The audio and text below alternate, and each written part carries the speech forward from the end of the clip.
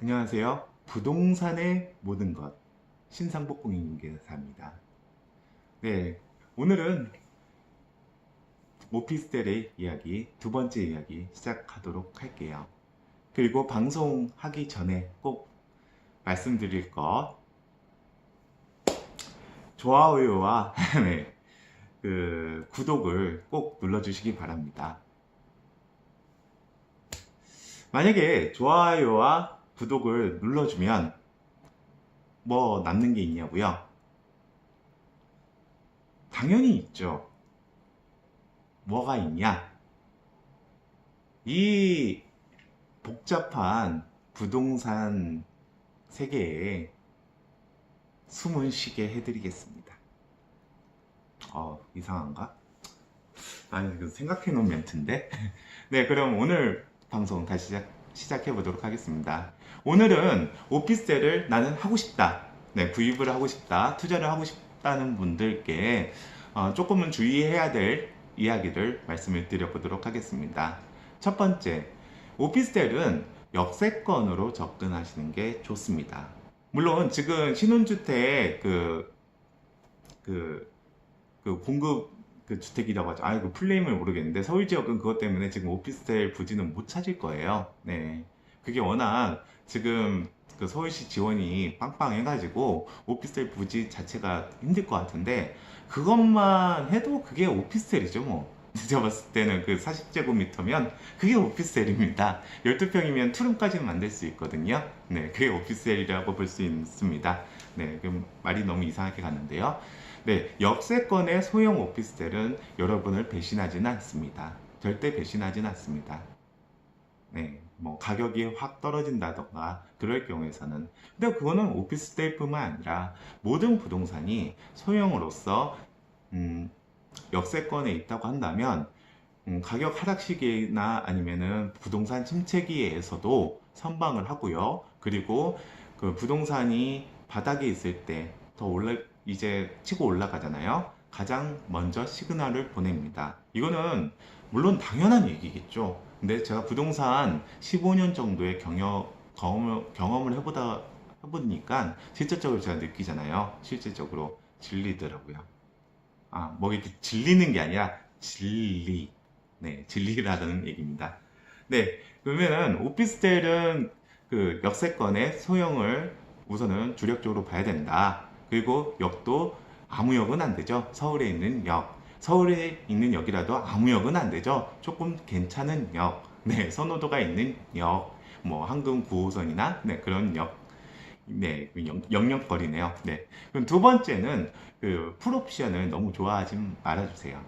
예, 풀옵션 같은 경우에서는 우리가 오피스텔 같은 경우에 5년이 지나면 풀옵션이 슬슬 아이고 허리야, 아이고 주인님 좀 고쳐주소 하고 울기 시작합니다.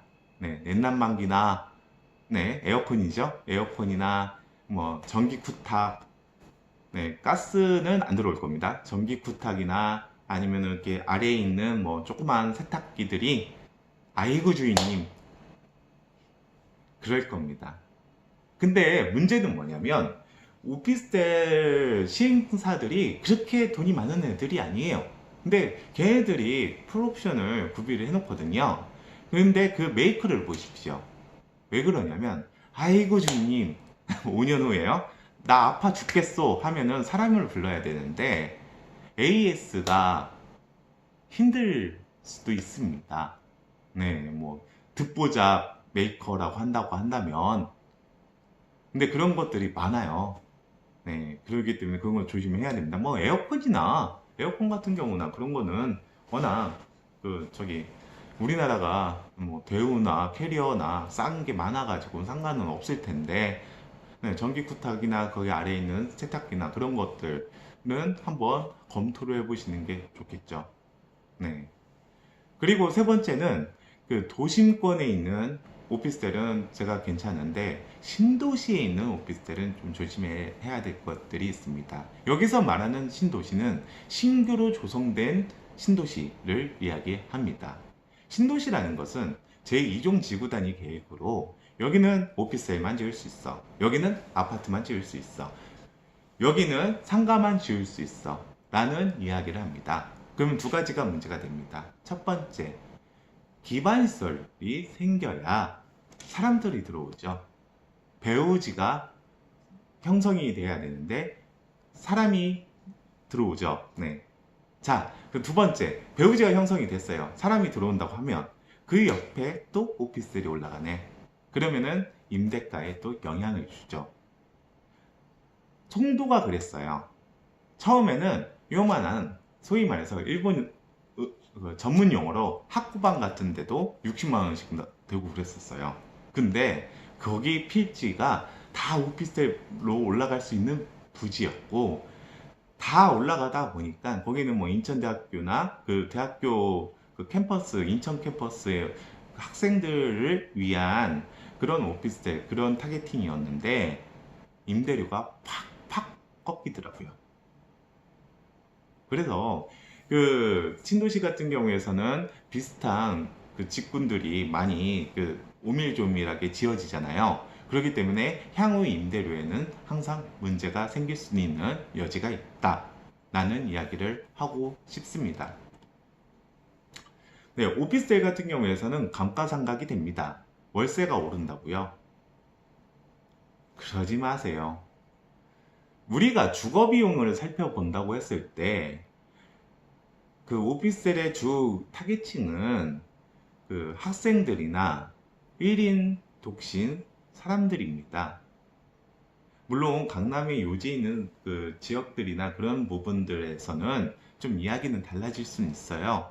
하지만 우리가 일반적으로 1억의 매체, 월세 따박따박 그런 멘트에 맞는 오피스텔들은요, 월세가 그렇게 폭등이 되거나 여기 갑자기 없던 역이 생긴다.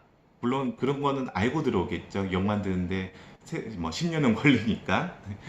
네.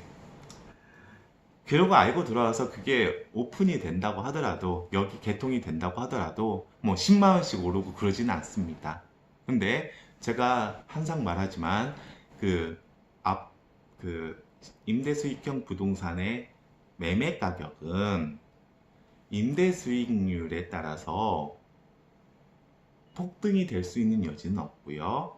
그리고 폭락이 될 수 있는 여지도 없습니다. 임대 수익률이 지탱을 해줍니다.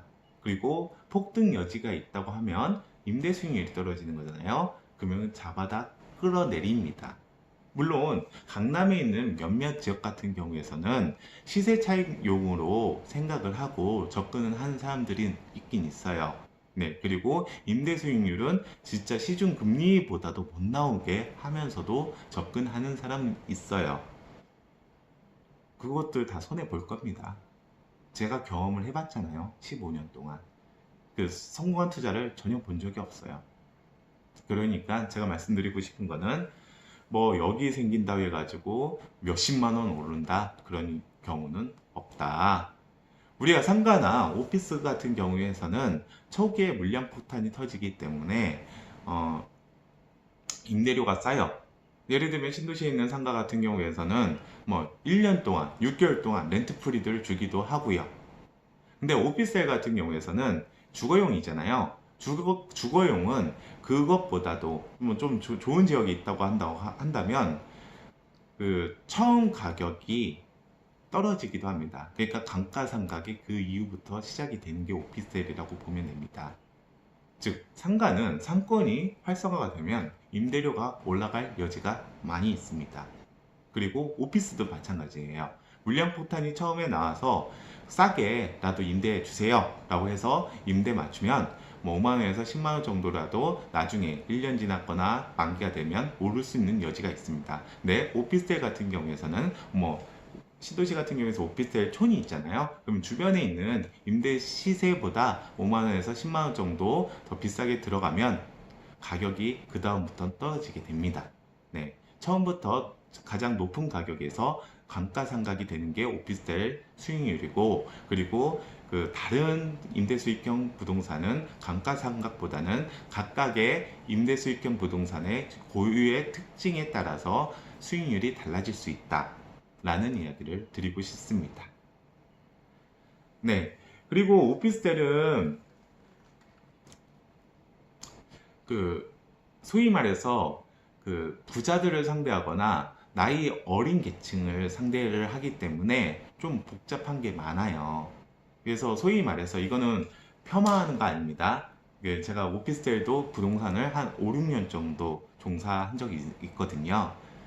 오늘 눈 맞아서 남녀가 내일 오피스텔에 들어가서 내일 모레 나오기도 합니다. 세입자가 들쭉날쭉하는 게 많고, 그리고 보증금도 없어가지고 네, 임대료 높게 해가지고 들어가다가 임대료 연체하는 경우도 많고요. 즉 연체 리스크가 다른 임대 수익형 부동산보다 다소 높은 편입니다. 그런 것도 조금 약간은 조심은 하셔야 되죠.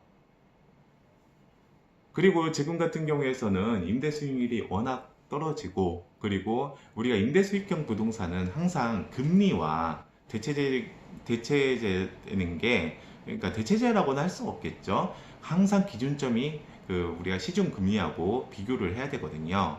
그리고 은행 이자도 살펴봐야겠죠. 금리가 높아진다는 것은 내가 은행에 돈을 맡길 때 이자가 높다는 얘기잖아요.